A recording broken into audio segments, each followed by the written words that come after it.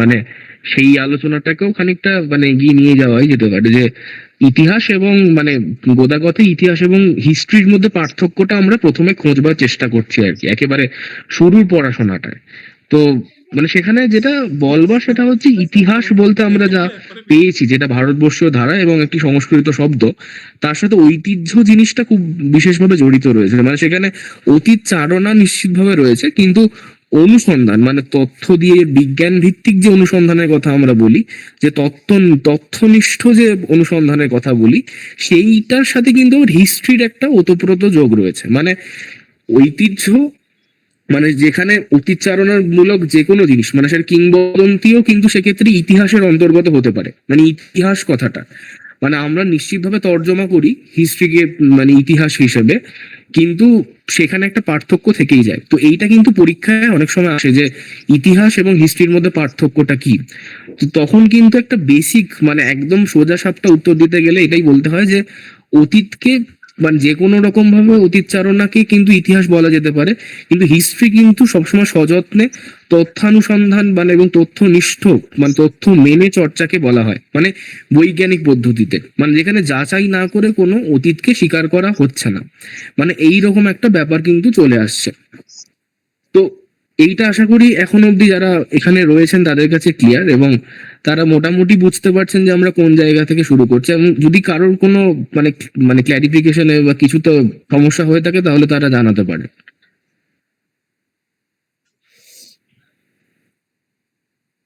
তো এখানে মোটামুটি কেউ কিছু আপাতত বলছেন না। তো আমরা কি তাহলে আবার স্ক্রিন শেয়ার করতে পারি, আবার কি পিপিটি থেকে আমরা আবার কিছু এগোতে পারি, তাহলে বোধহয় কোয়েশ্চেন অ্যান্সার করতে খানিক একটু সুবিধা হয় পরবর্তীকালে আমাদের। হ্যালো হ্যালো হ্যাঁ স্যার, স্যার, হ্যাঁ স্যার, হ্যালো। হ্যাঁ। বলছি আপনি হ্যাঁ বলছেন বল। ইতিহাস আর হিস্ট্রি, হ্যাঁ দুটো তো হ্যাঁ হ্যাঁ সমর্থক শব্দ, একই তো ব্যাপার। না না মানে এইটাই আমাদের আমাদের একদম শুরুর মানে কথা বলার জায়গাটা, যে আমরা এতদিন মানে যেটা তর্জমা করে এসেছি সেই জায়গাকে আমরা মানে এখন আমরা যে মানে আমাদের কারিকুলামে যে ইতিহাসকে পড়ি তা কিন্তু অনেকটা হিস্ট্রিকে পড়ি, সেটা অনেকটা ইতিহাসকে পড়া হয় না। কারণ ইতিহাস বলতে আমরা যেটাকে বলি সংস্কৃত অর্থে যা তর্জমা করে আমরা পাই তা হলো অতীতকে জানা বা অতীতকে চর্চা করা। সেটা যে কোনো প্রকার অতীত চর্চাই হতে পারে, সেটা ঐতিহ্যকে চর্চা করা হতে পারে, মানে কিংবদন্তিটাও কিন্তু অতীত চর্চায় এক প্রকার। মানে আপনি যদি দেখেন মহাভারত রামায়ণ, সেই ধরনের জিনিসগুলো কিন্তু মহাকাব্য, এগুলো কিন্তু এক প্রকার অতীত চর্চায়। কিন্তু হিস্ট্রি কিন্তু সেই ধরনের জিনিসগুলোকে কাটাছেঁড়া করে তার মধ্যে থেকে সত্য কতটা সেগুলোকে প্রমাণ করে, সেগুলোকে তথ্যনিষ্ঠভাবে প্রমাণ না পেলে কখনোই হিস্ট্রি এগোয় না। তো এখানে কিন্তু দুটোর মধ্যে পার্থক্যটা। না না যে স্যার, বলছি যেটা ইতিহাসে তাহলে ইংরেজি কি?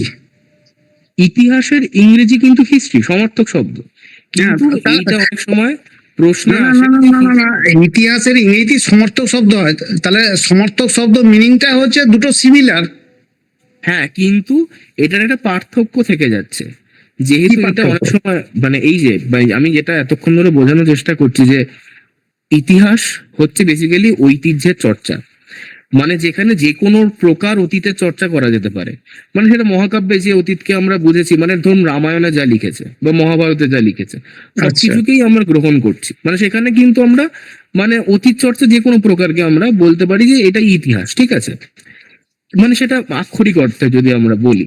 স্যার, হিস্ট্রি চর্চা যখন আমরা করছি তখন কিন্তু সেখানে তথ্যনিষ্ঠ ব্যাপারটা থাকা দরকার, যে ধরুন রামায়ণের মধ্যে যেগুলো পড়েছি তার মধ্যে কোন কোন জায়গাগুলো সঠিক, সেগুলোকে আমরা ধরুন এখনকার তথ্য যেগুলো পাচ্ছি, যেগুলো ধরুন আর্কিওলজিক্যাল এভিডেন্সেস হতে পারে, যে কি খনন করে না, খনন করে কি কি পাওয়া গেল, কি কি এভিডেন্স পাওয়া গেল, কোন যুগের কি পাওয়া গেল, সেখান থেকে আমি এখন বুঝতে পারছি যে এই যুগে রামায়ণের এই জিনিসগুলো সত্য হতে পারে। তো এটা প্রমাণ করার জায়গা থেকে যায়। তো হ্যাঁ, এটা সমার্থক শব্দ অবভিয়াসলি, যেটা আমরা এতদিন পড়ে এসেছি, মানে এটা তো অস্বীকার করার কোনো জায়গা নেই। কিন্তু হ্যাঁ, এইটা যখন আমরা পরীক্ষায় দেখছি তখন এটার মধ্যে কিন্তু পার্থক্য নিয়ে প্রশ্ন আসছে, ইতিহাস এবং হিস্ট্রির মধ্যে পার্থক্যটা কি। এতদিন কিন্তু আমাদের সমার্থক শব্দ হিসেবেই আমরা করে এসেছি এবং সেটাই মেনে চলবো আগামীতে। কিন্তু পরীক্ষায় যদি এই ধরনের বিভাজন নিয়ে প্রশ্ন আসে তখন আমরা এই উত্তরগুলো দিতে পারি।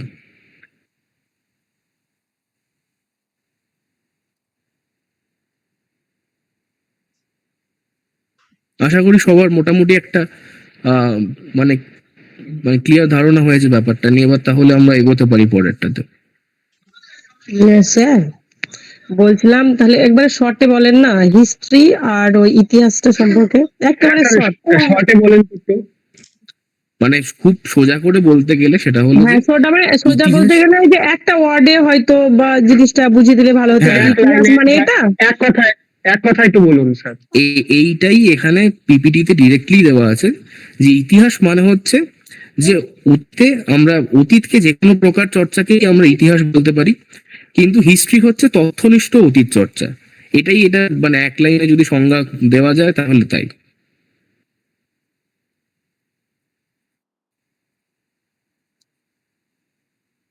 এবার কি ক্ল্যারিটি হলো অনেকটা?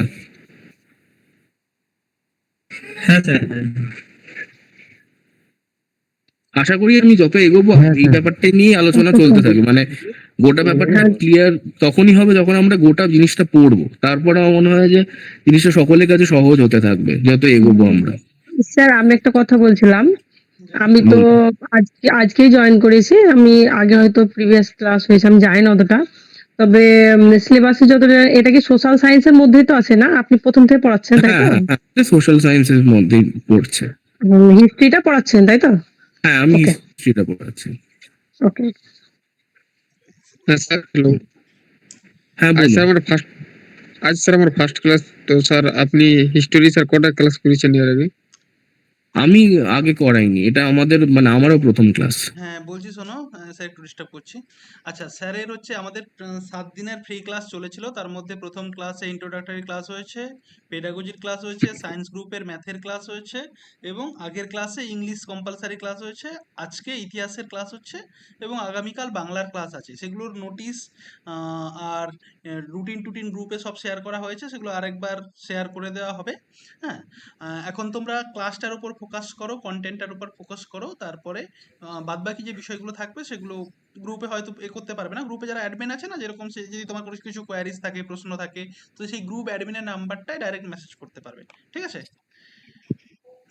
স্যার একটা কথা বলবো, আমি আজকে নতুন চাইল্ড সাইকোলজির ক্লাস কি এর আগে হয়েছে? হয়ে গেছে সেগুলো রিলেটেড, সেগুলো আগে ক্লাসটা হোক, ক্লাসটা করতে দাও স্যারকে। স্যারের তো মানে ব্যস্ত আছে, পরের আবার কাজ আছে, তো এই সব রিলেটেড ইস্যু যা আছে গ্রুপে যে নাম্বারগুলো আছে সেই নাম্বারে তুমি মেসেজ করবে, ঠিক আছে? ঠিক আছে, গ্রুপে অ্যাডমিন যেখানে করা আছে দেখবে, যারা যারা অ্যাডমিনে আছে সেই নাম্বারগুলো মেসেজ করবে যদি কোনো ইয়ে থাকে। হ্যাঁ, তাহলে সেগুলো যে ক্লাস হয়েছে ইউটিউবে দেওয়া হয়েছে। আর যদি আরও সুবিধা হয়, আমাদের বায়োর অ্যাপটা ডাউনলোড করে নেবে, সেখানে দেখবে আপার প্রাইমারি ফ্রি সব কিছু দেওয়া আছে, ঠিক আছে? সব যা কিছু হয়েছে সবই দেওয়া আছে, নোটস, পিপিটি, মানে নোটস, ভিডিও সব দেওয়া আছে। ঠিক আছে, থ্যাংক ইউ সবাইকে।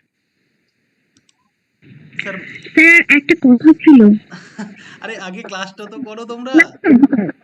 বলছি স্যার, এই যে এক সপ্তাহ আমাদের যে ক্লাসগুলো হচ্ছে এইগুলো কি মানে প্রত্যেকটা সাবজেক্টের একটা করে ডেমো ক্লাস হ্যাঁ। এখানে দেওয়া হবে? একদম একদম, প্রতিটা সাবজেক্টেরই একটা করে ডেমো ক্লাস দেওয়া হচ্ছে, যতগুলো মানে যতগুলো পসিবল হচ্ছে। এরকম আজকে সোশ্যাল সায়েন্স থেকে হিস্ট্রি হচ্ছে। ঠিক আছে, থ্যাংক ইউ সবাইকে। স্যার শুরু করুন, Thank you, sir. PPT on করে শুরু করুন। বাবারে।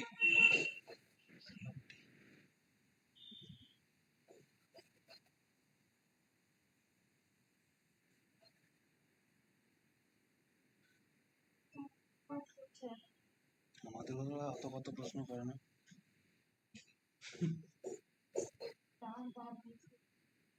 না, ও জানে না যে সোশ্যাল সায়েন্স। হ্যাঁ, তো যে আলোচনাটা ছিলাম, যেটা নিয়ে একটা মানে মানে লোকের সবার মধ্যে একটা কনফিউশন ছিল, এখনো হয়তো পুরোটা কাটেনি। তো সেটা হলো যে ইতিহাস শব্দটি এসেছে ঐতিহ্য শব্দ থেকে। বেসিক্যালি মানে অতীতে যা ঘটেছে, মানে সব রকমের অতীত চারণাকেই আমরা মানে ইতিহাসের সাথে মানে সম্পৃক্ত বলে ধরতে পারি। আর আরেকটা হচ্ছে ইংরেজি হিস্ট্রি, সেই জিনিসটা হচ্ছে অনেকটা অনুসন্ধানমূলক, যেখানে এই যে অতীতের যে জ্ঞান সেটাকে আমরা তথ্যনিষ্ঠভাবে চর্চা করছি। মানে তথ্য দ্বারা মিলিয়ে মিলিয়ে দেখছি যে কোনটা ঠিক কোনটা ভুল, ঠিক আছে? এবার বেসিক যখন আমরা মানে ইতিহাসের ব্যাপারটাতে দেখি, ভারতবর্ষের ইতিহাস চর্চার ক্ষেত্রে মূলত যদি আমরা লক্ষ্য করি তো দেখিব যে মহাভারত যেরকম রয়েছে, মহাকাব্য যেরকম রয়েছে, কিংবদন্তির গল্প যেরকম রয়েছে, এগুলো সবই কিন্তু ইতিহাস ঐতিহ্যের অন্তর্গতই ধারণা।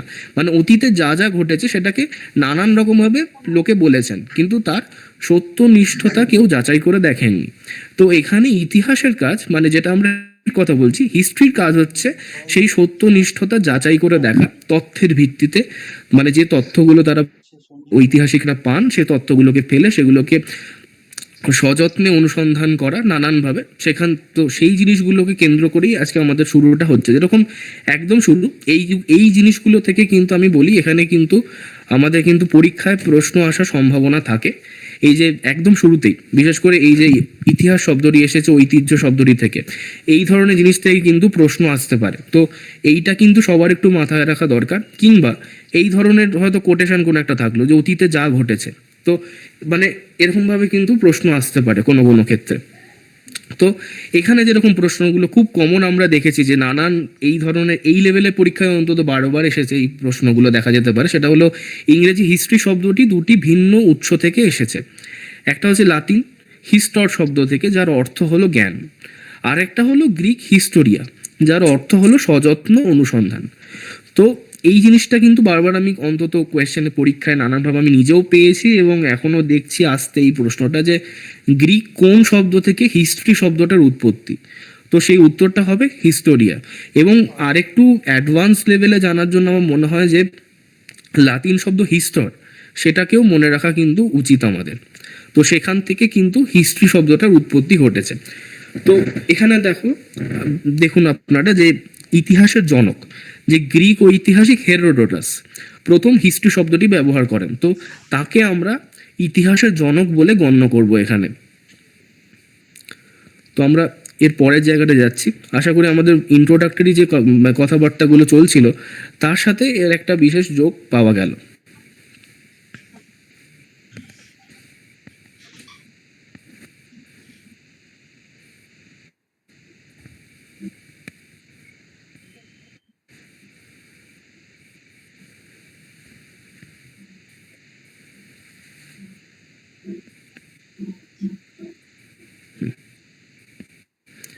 এবার একেবারে তার পরের জিনিসটার মধ্যে আমরা চলে আসছি যে ইতিহাসের সংজ্ঞা নির্ধারণের জটিলতা। মানে যে জটিলতা আমাদের ক্ষেত্রেও প্রথম দিকে ভীষণভাবে কাজ করে, যে ইতিহাসের সংজ্ঞা কি হতে হবে।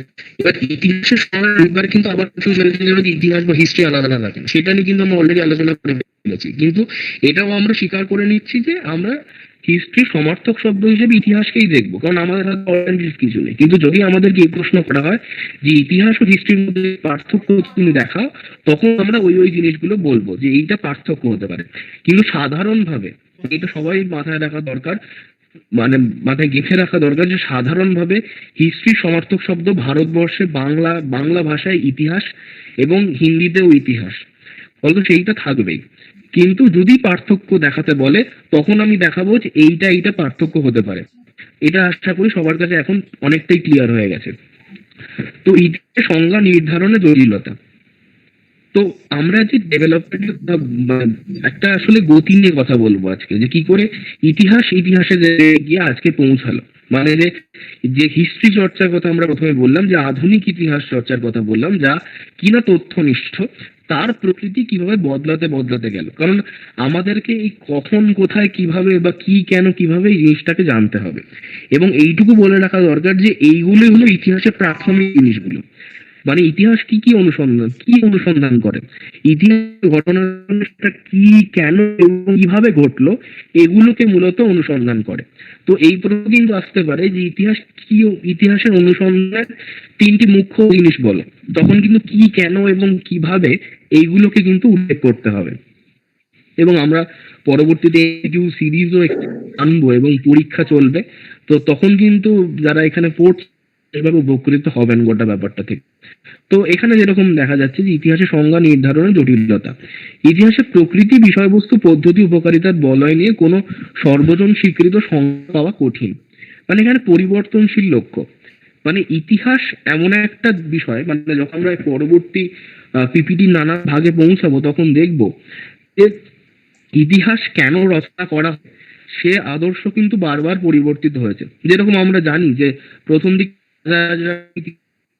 কিন্তু আজকে আমাদের ইতিহাসও লেখা হচ্ছে, আমাদের কথাও লেখা হচ্ছে, কেমন কি আদিবাসী লোকজনদের কথাও লেখা হচ্ছে। তো ইতিহাস এরকম করেই মানে পরিবর্তিত এবং পরিবর্ধিত হতে থেকেছে। তো সীমা সম্প্রসারণের যে জায়গাটা এখানে একদম লেখা হচ্ছে।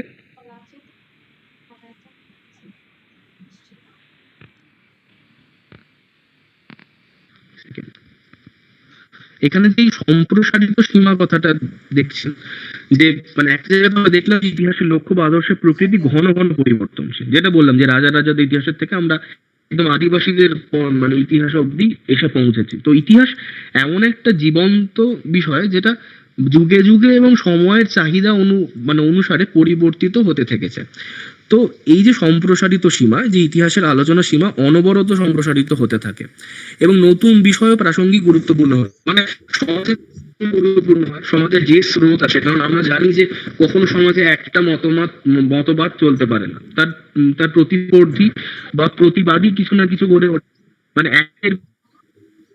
তো তখন সেই হাওয়ার লোকেরা বলে যে আমার মতো করে লেখো। মানে একসময় রাজা লিখেছেন, তারপরে হয়তো জনগণ বললেন যে কেন শুধু তাকে নিয়ে লেখা হবে, আমাকে নিয়ে কেন লেখা হবে না। হয়তো মুখে বললেন না, কিন্তু সমাজের যে প্রতিফলন তা থেকে ইতিহাস কিছুটা অনুপ্রেরণা নিল। তো গুরুত্বপূর্ণ মন্তব্য এখানে যেরকম আমরা একটা দেখতে পাচ্ছি। তো এই গুরুত্বপূর্ণ মন্তব্যগুলো আমরা মনে রাখবো, কারণ ইতিহাসকে বোঝার কারণে। তো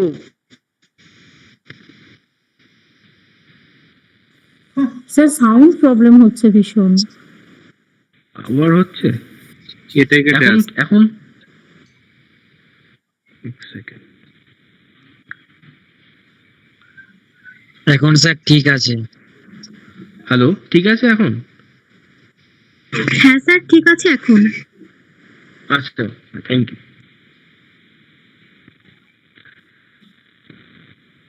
তো এর পরের আলোচনা শিক্ষামূলক দৃষ্টিভঙ্গি। সবার কাছে আমি খুব ক্ষমা প্রার্থী, তো নেটওয়ার্ক ইস্যুস হচ্ছে, কিছু একটা সাউন্ডটা ব্রেক করছে। তো মানে আশা করি সবাই ধৈর্য ধরে একটু মানে শুনবেন গোটা ব্যাপারগুলো। তো ইতিহাসের স্বরূপ শিক্ষামূলক দৃষ্টিভঙ্গি। তো এইখানে একটু গুরুত্বপূর্ণ বিষয় হচ্ছে ইতিহাস আমাদের ঠিক কি কাজে লাগে, সেখান থেকে কিন্তু শিক্ষামূলক দৃষ্টিভঙ্গিটা খুব মানে গুরুতর হয়ে ওঠে। যে ধরুন কি শিখি মানে ইতিহাসের থেকে। এখানে যদি আমরা তিনজনের কথা দেখি, যে ডায়োনিসিয়াস এবং ফ্রান্সিস বেকন, স্যার ওয়াল্টার র্যালের কথা আমরা এখানে দেখতে পাচ্ছি। তো প্রথম বয়ানটা আমরা একটু দেখি। History is philosophy ড্রন from examples. দৃষ্টান্ত থেকে গ্রহণ করা দার্শনিক শিক্ষাই হলো ইতিহাস।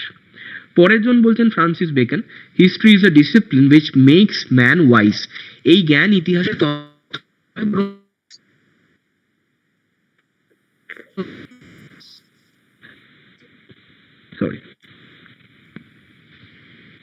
এই সংযম বা পরিমিতি বোধ, এইটা খুব ইন্টারেস্টিং এখানে, যে সংযম বা পরিমিতি বোধটা আসলে কি। এবং স্যার ওয়াল্টার রেলেটা যায়, ইতিহাসের চূড়ান্ত লক্ষ্য হলো বিগত দিনে ঘটনাবলী থেকে এমন শিক্ষা দেওয়া যা আমাদের ইচ্ছা এবং কাজকর্মকে নিয়ন্ত্রিত করতে পারে। তো এইটার খুব সোজাসাপটা বিষয় হলো, মানুষ যা কিছু মানে করতে চায় সব কি মানুষ করতে পারে? মানে মানবিক সমাজে টিকে থাকার জন্য আমরা নানানভাবে নিজেদেরকে পরিশীলিত করি, সংযমী করে তুলি। আমাদের কিছু একটা না হলো সামাজিক মানুষ মানে সমাজ আবদ্ধ এইটুকুন। এখানে এই জিনিসগুলো মনে হয় যে এই যে কোটেশন গুলো আছে, এগুলো একটু পড়ে যাওয়া দরকার। এর খুব ইনডেপথ স্টাডি যদি পরবর্তীকালে কেউ চান, তো পরবর্তীকালে ক্লাসেস যখন হবে তখন আমরা দিতে পারি। তবে আপাতত এইটুকুই বুঝে রাখা উচিত যে মানুষ সমাজবদ্ধ জীব, মানুষ সমাজে থাকতে হলে বিশেষ কিছু নিয়ম পালন করে চলতে হলে, মানে ধরুন যে দুনিয়া সেখানের মধ্যে হয়ে যাবে, যেখানে চাহিদা তারা যা চায় সেইটাই করতে পারে। না হলে তো সেখানে সমাজবদ্ধতার মানে উপক্রমগুলো খুব ভিন্ন হয়ে যায়। তো এই সংযম বা পরিমিতি বোধ মানে মানুষের গোটা বেঁচে থাকাটাই হচ্ছে অভিজ্ঞতা নির্ভর। সেখানে মানুষ কিছু ডিসিপ্লিনকে ফলো করে, মানুষ কিছু জিনিসকে অনুভব করে যা মানুষ পূর্ব অভিজ্ঞতা থেকে অর্জন করেছে। তো ইতিহাস আমরা কেন পড়বো? যাতে আমরা অতীত থেকে শিক্ষা নিয়ে ভবিষ্যৎকে সঠিকভাবে জানতে পারি, সঠিকভাবে চালনা করতে পারি, ভবিষ্যতে আরো নতুন নতুন সম্ভাবনা তৈরি করতে পারি।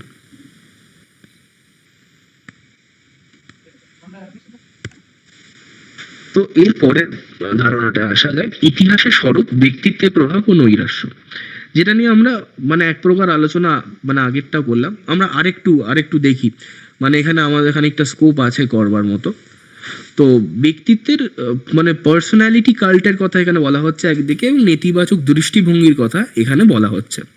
তো টমাস কার্লাইল বলে একজন, তিনি মনে করতেন যে মানে তিনি মানে ইতিহাসবিদ এবং দার্শনিক, যে মানুষের সাফল্যের মূলে রয়েছে কয়েকজন মহান ব্যক্তিত্বের মহান কার্যকলাপ, এবং মানে মূলত মানুষ কিছু হিরোইক যে ফিগাররা রয়েছেন তাদের থেকে শিখেই মানুষের জীবনযাপন গঠন হয়েছে, এবং ইতিহাসেরও মানে সেখানেই গুরুত্ব। মানে ইতিহাসে রাজাদের গল্প আমরা যেরকম শুনলাম, যে সেরকমই কিছু লোকজনদের থেকে নিয়ে এসতে, কারণ প্রথম থেকে তো ইতিহাস রচনা হতো মূলত রাজাদের নিয়েই, এবং তাদের ইতিহাসই যেহেতু তারা জানতো, সেইটা নিয়ে যেহেতু লেখা হয়েছিল, তাদের থেকে অনুপ্রেরণা নিয়ে মানব সমাজ মূলত গঠিত হয়েছে।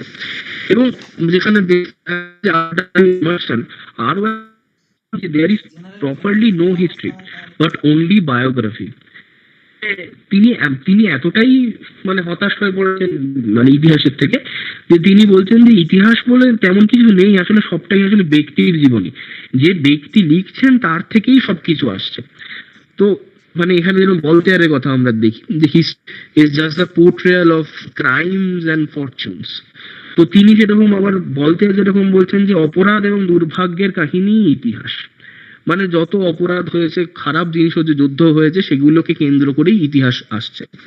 তো এই যে আমরা দেখতে পাচ্ছি এই যে কোটেশন গুলো এবং যারা বলছেন, এগুলো কিন্তু পরীক্ষার জন্য বিশেষ করে একটু মনে রাখা দরকার। যেরকম জেমস জয়েস বলছেন যে ইতিহাস এক দর্শক।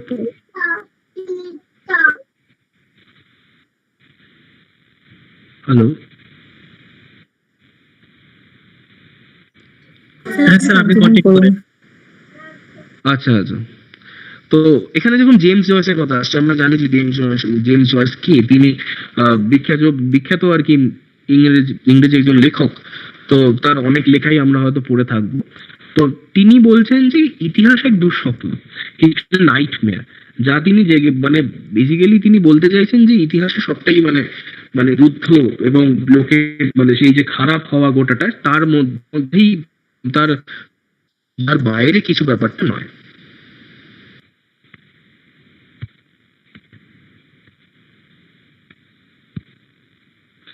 তো এরপরে যে কথা বলে জ্ঞান দীপ্তি, কথাটা শুনলে অনেকে হয়তো ঘাবড়ে যেতে পারে, কিন্তু অনেকেই হয়তো ইতিহাস বই পড়ে থাকতে পারেন, সেটা হচ্ছে এনলাইটেনমেন্ট।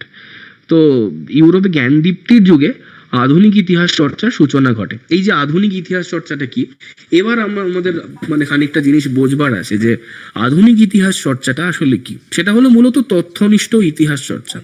মানে মানব সমাজে যা অতীত কাহিনী, তাকে আমরা তথ্যের জায়গাতে আলোয় ফেলে বিচার করব যে এটা সত্য কিংবা সত্য নয়। এবার এরপর আসবে মানে আসলেই কি ইতিহাস সত্যের কাছে পৌঁছাতে পারে, যেখান থেকে কিন্তু পল কলিংউড বা অন্যান্যদের আলোচনা সূত্রপাত করবে, যেগুলো আমরা পরবর্তী পিপিটি যতটা এগোবো তখন দেখতে পাবো। তো এখানে আমাদের যেটুকু দেখা যাচ্ছে সেটা হলো যে পরিবর্তনের মূলধারা, যে মধ্যযুগীয়, একদম শুরুতে আমরা যেটা দেখতে পাচ্ছি যে মধ্যযুগীয় ধর্মভিত্তিক ইতিহাস চর্চা, এবং পরবর্তীকালে আসে ধর্ম নিরপেক্ষ যুক্তিবাদী ও বৈজ্ঞানিক ইতিহাস চর্চা। তারপরে দেখা যাচ্ছে বিজ্ঞান ও যুক্তি নির্ভর প্রকৃত ইতিহাস। মানে একদম শুরুর দিকে যখন মানে ইউরোপের, এটা কিন্তু যা দেখছি সেটা কিন্তু ইউরোপের বিবর্তন, কারণ আমরা যে ইতিহাস চর্চার কথা এখন বলছি তা কিন্তু ইউরোপে তৈরি হওয়া, ভারতে নয়। কারণ আমরা আগেই কিন্তু বুঝে নিয়েছি যে ভারতে যা আমরা অতীত চারণা হিসেবে দেখতাম বা যা অতীতের লিপি হিসেবে আমরা পেয়েছি, তা কিন্তু মানে যে কোনো রকমের মানে অতীত চারণার সাথে যুক্ত, এবং তাকে আমরা ইতিহাস বলি। কিন্তু যে ইতিহাস আমরা এখন পড়ছি, যাকে আমরা হিস্ট্রি সমার্থক শব্দ ইতিহাস হিসেবে দেখছি, মানে ইতিহাস ঐতিহ্য যেটা আমরা প্রথমে পড়েছি সেটা ঠিক নয়, বরং সমার্থক শব্দ হিসেবে ইতিহাস যাকে দেখছি, সেই ইতিহাসের কিন্তু মানে তৈরি হওয়া মূলত এই জ্ঞানদীপ্তি যুগে বা এনলাইটেনমেন্টের ফেজে। এবং আমরা দেখছি যখন ইউরোপের ইতিহাস চর্চা শুরু হয়, যে ইতিহাস চর্চা আমাদের এখন স্ট্যান্ডার্ড ইতিহাস চর্চা আর কি, আধুনিক ইতিহাস চর্চা, তখন আমরা দেখতে পেয়েছি যে ধর্মভিত্তিক একটা ইতিহাস চর্চা হতো আর কি। যে চার্চকে কেন্দ্র করে অনেক ইতিহাস তৈরি হতো। চার্চই নির্ধারণ করে দিত যে কোনটা ইতিহাস নয়, বা কোনটা অতীতের পাতায় নথিবদ্ধ হবে বা কোনটা হবে না। এবং পরবর্তীকালে অনেক আন্দোলন ঘাত প্রতিঘাতের মধ্যে দিয়ে যেতে যেতে ধর্ম নিরপেক্ষ যুক্তিবাদী ও বৈজ্ঞানিক ইতিহাস চর্চার পক্ষে কিন্তু সওয়াল করা শুরু করলেন বেশ কিছু লোকজন। এবং তারপরে একেবারে শেষে এসে আমরা পৌঁছালাম এই বর্তমান ফেজে, যেখানে ইতিহাস কিন্তু একেবারে প্রকৃত ইতিহাস চর্চা এবং বিজ্ঞান ও যুক্তি নির্ভর ইতিহাস চর্চা, যেখানে তথ্য না দিলে কেউ কিছু বিশ্বাস করবে না। মানে আমরা এমন একটা এজে বাস করছি, সবাইকে খুব সহজে বোঝালে যেটা মনে হয় যে এখন আমরা জানি হোয়াটসঅ্যাপে অনেক কিছু আসে, অনেক কিছু আমরা দেখতে পাই যে এটা করেছিল, মানে অনেকের ঘাড়ে অনেক কিছু চাপিয়ে দেওয়া হয়। সেটা যতক্ষণ আমরা যাচাই করছি ততক্ষণ তা কিন্তু ইতিহাস হচ্ছে না, ততক্ষণ সেটা কিন্তু গল্প কথাই হয়ে থাকছে। এরকম প্রচুর জিনিস কিন্তু হোয়াটসঅ্যাপে ঘুরতে দেখা যায়, যেগুলো কিন্তু আদতেও সত্যি কথা নয়, সত্যি ঘটনা নয়। সেগুলো মানুষের কিছু পার্সপেক্টিভ রয়েছে, প্রেক্ষিত রয়েছে, তারা চান সেগুলোকে প্রমাণ করতে সত্য হিসাবে। তো সেই সত্যটাকে তারা দেখতে চান বলে সমস্যা তৈরি করেন বা ভুলভাল তথ্য ছড়ান। কিন্তু ইতিহাসের কাজ হচ্ছে সেই ভুল তথ্যগুলো থেকে বা সব থেকে যেটা তথ্যের আলোকে সঠিক বলে বিবেচনা করা যায় সেটাকে বেছে নেওয়া। তো বিষয়বস্তুর যেন পরিবর্তন একেবারে শুরুতেই, মানে যেটা নিয়ে কয়েকটা স্লাইড আগে আমি যেটা বললাম, যে রাজাদের ইতিহাস বদলে মানব সমাজের অগ্রগতি ও সভ্যতা সংস্কৃতির কাহিনী হয়ে ওঠা, এটা কিন্তু একটা মানে খুব বড় চ্যালেঞ্জের জায়গা ছিল। যে রাজাদের ইতিহাসে কিন্তু প্রথম দিকে লেখা হতো, মানে তাদেরই প্রশস্তি লেখা হতো, যেটাকে আমরা ইউলজি বলি অনেক ক্ষেত্রে। তো সেই প্রশস্তিটাকেই মানে বলা হতো। কিন্তু পরবর্তীকালে কিন্তু মানব সমাজের সমগ্র অগ্রগতি, মানে মানব সমাজের অন্যান্য দিক, মানে আমার আপনার মতো মানুষজনদেরকে নিয়েও কিন্তু ইতিহাস লেখা শুরু হচ্ছে। সেইটার সূত্রপাতও কিন্তু এই ধর্মভিত্তিক ইতিহাস চর্চা বা রাজাদের ইতিহাস চর্চা থেকে বেরিয়ে গিয়ে ধর্মনিরপেক্ষ যুক্তিবাদী বৈজ্ঞানিক ইতিহাস চর্চার মধ্যে নিহিত রয়েছে। প্রথম দিকে কি সবটা খুব সুগম ছিল? প্রথম দিকে কি সবাই নিচুতলার লোকজনদেরকে নিয়ে লিখতেন? তা নয়। কিন্তু আস্তে আস্তে বিংশ শতক আস্তে আস্তে আমরা দেখতে পাচ্ছি যে নিচুতলার লোকজন বা সাবলটানদের নিয়েও কিন্তু লেখা শুরু হচ্ছে। তো এই যে সভ্যতা ও সংস্কৃতি এর যেটা সমগ্র রূপ, তার নিয়ে যে চর্চাটা, সেইটা কিন্তু কোথাও গিয়ে গড়ে উঠছে। মানে রাজাদের একটা ছোট্ট পরিসর থেকে এখন একটা বড় জায়গায় গিয়ে পড়া আর কি। তো এরপরে যেটা যে বস্তুগত ইতিহাস চর্চা বা র্যাঙ্কের মতবাদ, এখানে আমি বলবো যারা ইতিহাসের স্টুডেন্ট এখানে নন তাদের পক্ষে কিন্তু এইগুলো সবকিছু একেবারে বুঝে ফেলাটা ডিফিকাল্ট হতে পারে। তো তারা আমার মনে হয় যে ধীরে ধীরে তারা পড়ুন, কিন্তু এইটুকু মনে রাখুন যে আপনাদের কিন্তু তথ্যগুলো এই মুহূর্তে মনে রাখা দরকার, কারণ আপনারা এই পরীক্ষাটা দিতে যাচ্ছেন। তো এইটুকু এই দেখুন, এখান থেকে কিন্তু আর প্রশ্ন এসে যায় যে বস্তুগত ইতিহাস চর্চা কার থেকে এসেছিল, তো তখন আমরা লিখবো যে র্যাঙ্কের থেকে এসেছিল। তো এই জিনিসগুলো আপাতত মনে রাখা দরকার। আমি বলে যাচ্ছি যে এগুলোর মানেটা কি, এবং আশা করছি যে কিছু অন্তত বুঝতে পারছেন। আমি বুঝতে পারছি যে এত তাড়াতাড়ি এত কিছু উপস্থাপন করলে সকলের পক্ষে বোঝা সম্ভব না, যারা বিশেষ করে ইতিহাসকে সাবজেক্ট হিসেবে সবসময় পাননি বা একেবারে ছোট বয়সে পড়েছেন। বিশেষ করে বস্তু ইতিহাস চর্চার মতো একটা গূঢ় টপিককে খুব সহজে বুঝিয়ে দেওয়া যায় বলে আমার মনে হয় না, যেখানে মানে এত লোক রয়েছেন যারা আদতে ইতিহাস পড়েননি, মানে হায়ার লেভেলের ইতিহাস পড়েননি। তো মূল বক্তব্য যেটা, যে ঐতিহাসিকের কাজ হলো পরীক্ষিত সত্য তথ্য উপস্থাপন করা, কোনো ভাবাবেগ বা নিজস্ব সিদ্ধান্ত চাপানো যাবে না। তো এখান থেকে কিন্তু একটা প্রশ্ন এসে গেল যে এই যে বস্তুগত মতামত, এই যে বস্তুগত ইতিহাস চর্চা, তার যে গোটা ব্যাপারটা, সেখানে যে পরীক্ষিত সত্য তথ্য, আমাদের মনে রাখতে হবে যখনই এইরকম প্রশ্ন আসবে তখনই যে পরীক্ষিত যে মানে শব্দটাকে আমরা গোল করলাম, পরীক্ষিত সত্য তথ্য জায়গাটা লিখলাম, সেইটাকে কিন্তু আমরা অ্যান্সার করে আসবো। এবং কোনটা মানে তখন ঐতিহাসিক নিতে পারবে না, ভাবাবেগকে নিতে পারবে না, নিজস্ব কোনো সিদ্ধান্তকে নিতে পারবে না। কারণটা হলো এই যে গোটা ব্যাপারটা আমরা দেখছি যে ভাবাবেগ বা নিজস্ব সিদ্ধান্ত, এইটা হচ্ছে অনেকটা সাবজেক্টিভ হয়ে যায়। মানে এখানে আমরা দেখছি কি অবজেক্টিভিটি হচ্ছে নৈর্ব্যক্তিক, আর সাবজেক্টিভ হচ্ছে বিষয়ী।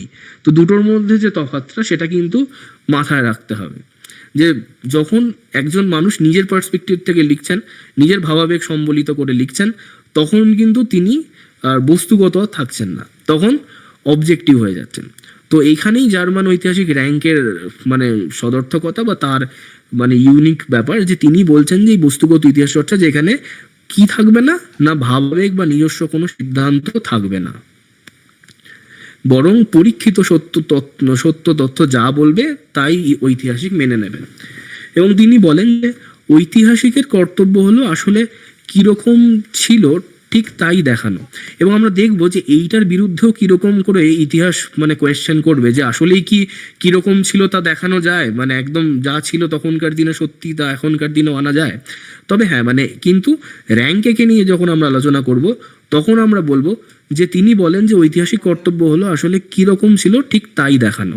মানে এই যে বললাম, ভাবাবেগ বা নিজস্ব সিদ্ধান্তকে কেটে দেওয়া, পরীক্ষিত সত্য তথ্যকে গুরুত্ব দেওয়া এবং অবজেক্টিভিটিকে প্রাধান্য দেওয়া, এবং সেখানে কি ছিল তাই দেখানো। সেখানে আমার কি বক্তব্য সেটা আমি বলছি না।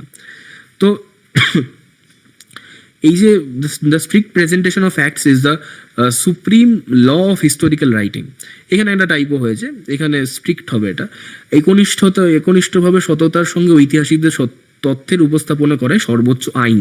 তো তিনি খানিকটা এমন মানে পর্যায়েরই মানে পাগলামিতে গোটা ব্যাপারটাকে নিয়ে গেছেন, বলছেন যে মানে সবকিছুটাই মানে তথ্যের সাথে দেখাতে হবে এবং সেটাই ঐতিহাসিকের মানে নিয়ম আইনের জায়গাতেই বলে দিচ্ছেন। তো এখান থেকে আমাদেরকে যেটা মানে নিতে হবে সেটা হচ্ছে এই কোটেশনটা, যেটা থেকে অবশ্যই প্রশ্ন আসতে পারে। এবং কি না, আইন কথাটা যখন এসছে তখন কিন্তু আমরা বুঝবো যে এইরকম ধরনের সর্বোচ্চ আইন বা সুপ্রিম ল হিস্টোরিক্যাল রাইটিং এইসব কথা যদি আমাদের চোখে ভাসে পরীক্ষা প্রশ্নপত্র যদি আমরা দেখতে পাই, তখন আমরা কাকে ডাকবো? তখন আমরা এই র্যাঙ্কের কথাতে বা বস্তুগত মতামতে বা অবজেক্টিভিটির জায়গায় কিন্তু চলে যাব। তিনি কিন্তু এই যে মানে এখানে তিনি মৌলিক উপাদানগুলো সমালোচনামূলক বিশ্লেষণে জোর দেন এবং কল্পনা ভিত্তিক ইতিহাস বর্জন করেন।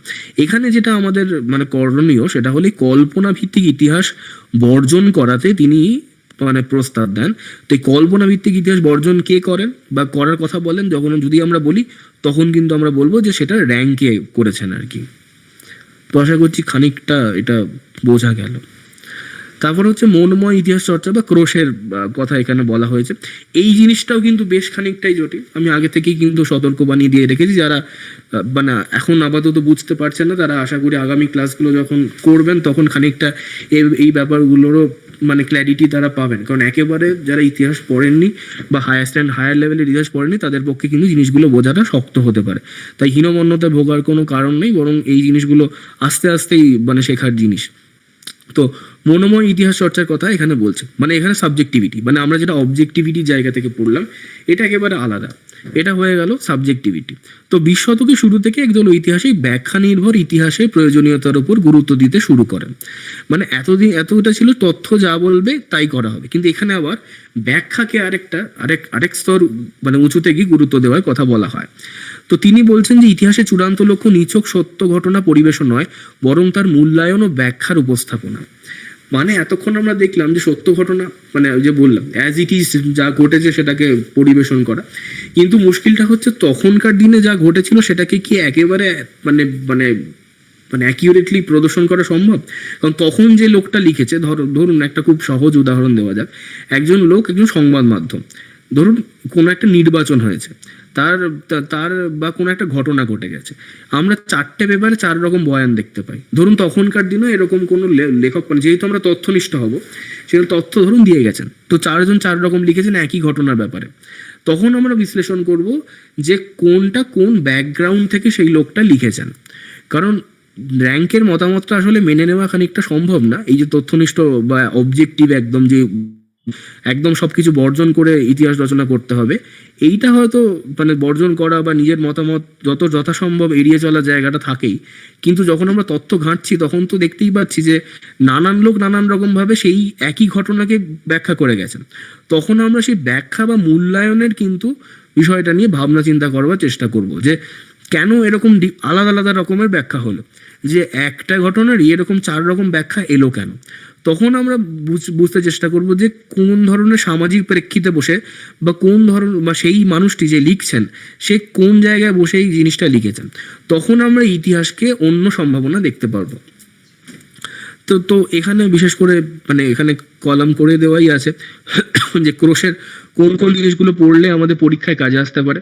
তিনি ঘোষণা করেন যে all history is contemporary history, সব ইতিহাসই সমসাময়িক ইতিহাস। মূল্যায়নের গুরুত্ব, ইতিহাস হলো বর্তমানে চোখ দিয়ে অতীতকে দেখা, ঐতিহাসিকের কাজ নথিকরণ নয় বরং মূল্যায়ন। তো এখানেও একটা বিতর্কিত মন্তব্য এলো, এটা নিয়েও কিন্তু অনেকবার কোয়েশ্চেন এসছে। তো একটু দেখে রাখবেন যে ইতিহাস হলো বর্তমান চোখ দিয়ে অতীতকে দেখা। মানে এটাও ঠিক কথা যে যে ঐতিহাসিক এখন বসে লিখছেন সে তো আর তখন উপস্থিত ছিলেন না। তো সেও কিছু তথ্য পেয়েছে, সেও কিছু জিনিসপত্র যেগুলো তথ্য হিসেবে উপস্থাপনা তার সামনে করা হয়েছে, সে এখন সেটাকে নিয়ে মূল্যায়ন করছে। তো ইতিহাসের কাজ নথিকরণ করা নয়, বরঞ্চ সেই সময়ে সেই লোকটা কি লিখেছে তাকে মূল্যায়ন করে দেখা।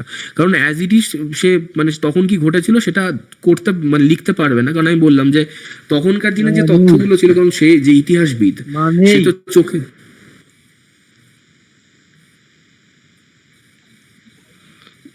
হ্যাঁ, কেউ কিছু বলছেন এখানে? স্যার আপনি কন্টিনিউ করেন। হ্যাঁ,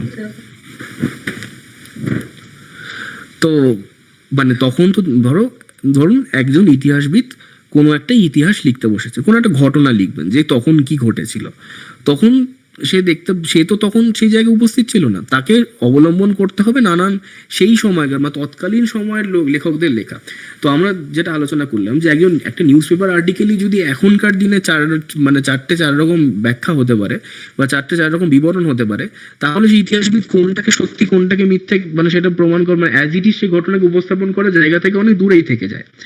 তো সেখানে কিন্তু তার কাজ গোটাটা নথিকরণ নয়, বরং পার্সপেক্টিভ বা এত রকমের আলোচনা কেন তৈরি হলো সেগুলো নিয়ে আলোচনা করা। তো ক্রোশে সেই জায়গাটা থেকে দেখাতে চাইছেন যে শুধুমাত্র মানে বর্তমানে সে বসে আছে, সে তার জায়গা থেকে বিশ্লেষণ করবে, অবশ্যই বর্তমানকে গুরুত্ব দেবে। তো এইটা কিন্তু পরীক্ষার জন্য আসতে পারে যে ইতিহাস হলো বর্তমানে চোখ দিয়ে অতীতকে দেখা এবং ঐতিহাসিকের কাজ নথিকরণ করা নয় বরং মূল্যায়ন করা, যে তখনকার লোক এরকম এই জিনিসগুলো কেন লিখছেন বা এত এত ডিফারেন্ট ব্যাখ্যা কেন আসছে এই জিনিসগুলোর মধ্যে। তো ঐতিহাসিকের চেতনা এবং মননে অতীত কিন্তু পুনঃসৃষ্টি হয়। মানে এই যে বললাম যে এই অতীতকে যে আমি মানে অ্যাজ ইট ইজ তুলে আনবো, এটা কিন্তু হতে পারবে না, কারণ আমি তো প্রত্যক্ষদর্শী নই। তো আমি সেই সময় সেটা তো উপস্থিত ছিলাম না, ফলত আমি ইভেন্টকে সঙ্গে সঙ্গে মানে যা ঘটেছে সেটাকে আমি চটপট বলে আনতে পারবো না। বা চারটে লোক চার রকম লিখেছে, এর মধ্যে হয়তো কেউ কিছুটা ঠিক লিখেছেন কিছুটা ভুল লিখেছেন, সেটা তথ্য বিচার করে দেখতে পারি আমি। কিন্তু এখনকার দিনে দাঁড়িয়ে আমার চেতনা মানে যে ঐতিহাসিক লিখছেন, এবার ব্যাপার হচ্ছে যে এক একজন ঐতিহাসিকের এক একটা নিজেদের মতামত থাকে। আমরা যতই চেষ্টা করি অবজেক্টিভ হওয়ার, কিন্তু সবার কিন্তু নিজস্ব পার্সপেক্টিভ থাকে। যতই আমরা বলি যে আমরা মানে তথ্যনিষ্ঠ নৈর্ব্যক্তিক চর্চা করব, কিন্তু এটা কিন্তু সত্যি কথা, যখন আমরা ইতিহাস লিখতে চাইছি তখন কিন্তু তখন দেখতে পাচ্ছি যে যে ইতিহাসবিদ তার কিন্তু নিজস্ব একটা ভাবধারা থাকেই, যে তার একটা নিজস্ব জায়গা থাকে যে সে প্রকাশ করবে, সে যে যুগে বাস করছে সেই যুগেরও প্রভাব থাকে। তো সেই চেতনা মননে অতীত পুনঃসৃষ্টি হয় আবার কোথাও গিয়ে, যে ঐতিহাসিক আবার লিখতে বসছেন, সে যখন আবার সেই টেক্সট গুলো পড়ছেন যেগুলো সেই সময় লেখা হয়েছিল, সেই নিজের মতো করে নিজের সময় নিরিখে ব্যাখ্যা করছেন, তাহলে কত রকম ভাবে কিন্তু বদল ঘটছে ঐতিহাসিকের। একদিকে দেখা যাচ্ছে যে তখনকার দিনে যে তথ্য তার যে আলাদা আলাদা ধরনের সম্ভাবনা, একই ঘটনার 3-4 রকমের ব্যাখ্যা। আবার ঐতিহাসিক যখন এখন এই সময় বসে লিখছেন, তখন দেখা যাচ্ছে যে তিনি তার সময়ের নিরিখে লিখছেন, তার সময়ের প্রভাব তার উপর রয়েছে, তখনও ইতিহাস কিন্তু পরিবর্তিত হয়ে যাচ্ছে। তো কোথাও গিয়ে এই যে অবজেক্টিভ যে মানে গোটা ব্যাপারটা, এটা কিন্তু গোটাটা মানে উপস্থাপনা করা সম্ভবপর নয়, বরঞ্চ মানে ফ্লজ ইতিহাসে থাকবেই, সত্যের মধ্যে ফ্লজ থাকবেই। আমরা কিন্তু মানে এইটুকুই বলতে পারি নিজের অভিজ্ঞতা থেকে যে আমরা সত্যের কাছাকাছি পৌঁছাতে পারি, কিন্তু সত্যকে প্রমাণ করতে পারি না বা সত্য মানে পুরোপুরি পেতে পারি না। তো এখানে মনোময় ইতিহাসের আরেকটু ইন্টারেস্টিং পার্টে যাই। কলিঙ্গুড ও বেকারের কথা এখানে বলা হচ্ছে। এখানেও আমাদের মানে কাজটা হলো মূলত, আমি আবার বলছি, সতর্কবাণী বারবার দিচ্ছি যে সবার পক্ষে হয়তো মানে এত কিছু জিনিসপত্র মাথায় রাখাটা পসিবল না, কিন্তু এই যে কোটেশন গুলো রয়েছে এগুলো কিন্তু পরীক্ষায় আসে এবং এগুলো বারবার এসছে। এবং শুধুমাত্র যে আপনার প্রাইমারি পরীক্ষাতে এই ধরনের কোয়েশ্চেন এখন আসতে পারে বা তার সম্ভাবনা আছে তাই না, মানে গোটা ভারতবর্ষ জুড়ে নানান কম্পিটিটিভ এক্সামে বা এই স্তরের এক্সামে এই ধরনের কোয়েশ্চেন এসছে। তো সেইটা একটু মাথায় রেখে চলা, যে এগুলো যদি আমরা জানি তাহলে আমাদেরই এগিয়ে থাকা হয় আর কি। যদিও বা আমরা যখন প্র্যাকটিস সেট দেবো তখন কিন্তু মানে এটার এই জিনিসগুলো থাকবে, মানে যে কোথায় কোন কোটেশনে কে কি বলেছেন, তো তখন কিন্তু একটু বোঝা থাকলে সুবিধা হবে অ্যান্সার করতে, কারণ সবসময় আমাদের মাথায় থাকে না যে কোনটা কোথায় আছে আর কি।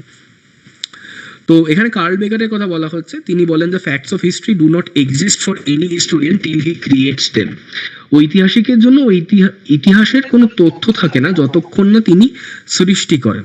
এই যে মানে ওটা কিন্তু সেই আগের যে আলোচনাটা সেটারই খানিকটা মানে সমধর্মী আর কি, যে ঐতিহাসিকের জন্য ইতিহাসের কোনো তথ্য থাকে না যতক্ষণ না তিনি তা সৃষ্টি করেন। মানে তিনি যখন তথ্যগুলো পেলেন তিনি তার সময় বসে আছেন, মানে যেটা একদম ক্রুশের লাস্ট বক্তব্য ছিল, তার সময় বসে আছেন, তিনি তার যুগোপযোগী জিনিসপত্রই মানে চিন্তা ভাবনা করছেন, সেটা ভেবেই তিনি ওই ইতিহাসকেও কিন্তু তৈরি করছেন। আসলে আমরা প্রত্যেকটা যুগে যুগে না এক এক ধরনের ইতিহাস তৈরি করি, যেটা দেখলাম যে ধর্ম ভিত্তিক ইতিহাস চর্চা, ধর্ম নিরপেক্ষ ইতিহাস চর্চা, বৈজ্ঞানিক ইতিহাস চর্চা, সেরকমটাই। তো মানুষের যে প্রকৃতি বদল ঘটে, মানুষের যে সমাজের বদল ঘটে, তার যে প্রতিফলন ইতিহাস চর্চায় আসে, সেটাই কিন্তু সেই মানুষটা যখন লিখছে তার মধ্যেও প্রতিফলিত হয়। সে কখনোই আলাদা নয়। যদি আমরা ভেবে নিতে চাই যে ইন্ডিভিজুয়াল খুব আলাদা, তা নয়। সবসময় সমষ্টির একটা প্রভাব কিন্তু আমাদের মধ্যে এসে পড়েই বা পড়বেই।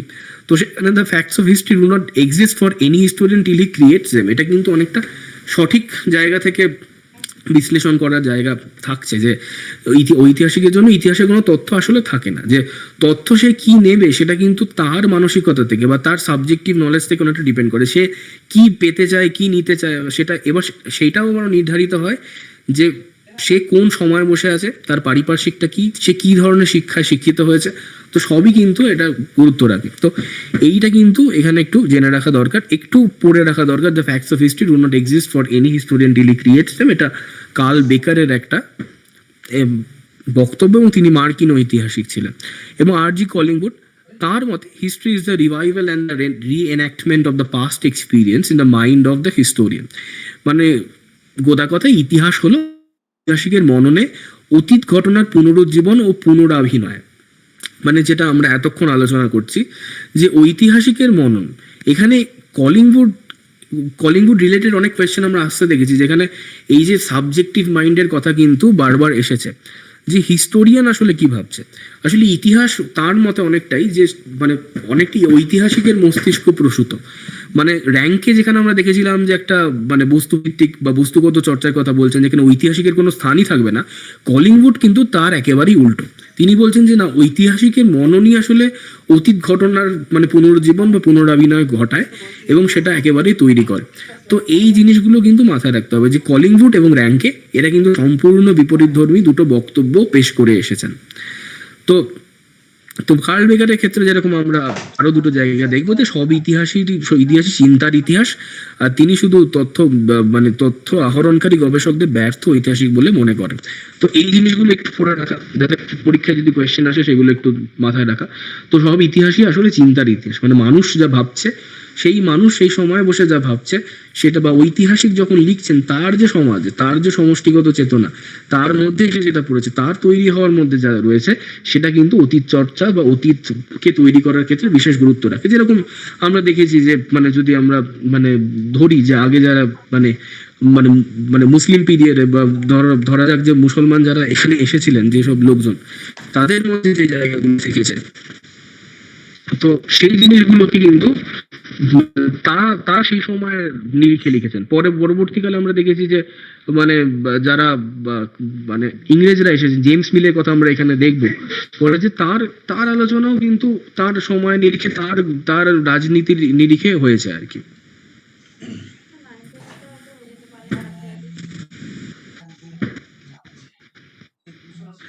তো এখানে ইএইচআরের কথা আসলে সমন্বয় তথ্য ব্যাখ্যার মানে সম্পর্ক, যে ইএইচআর তথ্যের চেয়ে ব্যাখ্যাকে মূল উপাদান হিসেবে তথ্য আদর্শকে পরিত্যাগ করতে বারণ করে।